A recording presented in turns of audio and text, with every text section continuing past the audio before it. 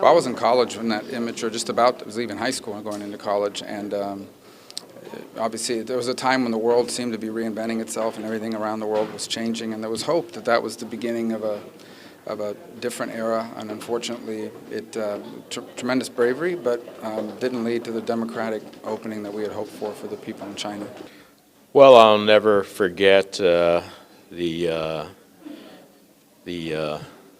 young man who was standing in front of the tank on Tiananmen Square. It was a testament to the spirit of the human individual who wants to enjoy basic freedoms and the courage in order to achieve it. And I had hoped that it would be a turning point for China in terms of more openness for its people.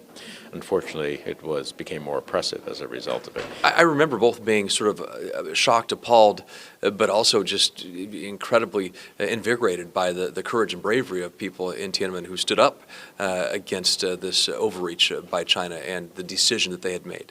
The question is, where are we today? And I am concerned with the direction China is taking. Do they have less freedom, less opportunity? It seems like they have more economic freedom, but less personal, social freedom. Oh, it was obviously we saw the courage of a lot of Chinese standing up to the repressive government. The reaction of the government was outrageous. It was, I think, it galvanized international opinion against the regime. And it was tragic. And to this day, it's a symbol of courage of protesters and the repressiveness of the Chinese government. I wasn't in Congress yet when that happened. So I was a civilian back in Cincinnati, Ohio, and I remember watching it on television and being very moved by the spirit and what it represented, and thinking that perhaps the people of China were going to have the freedoms that happened to the people in Eastern Europe behind the Iron Curtain.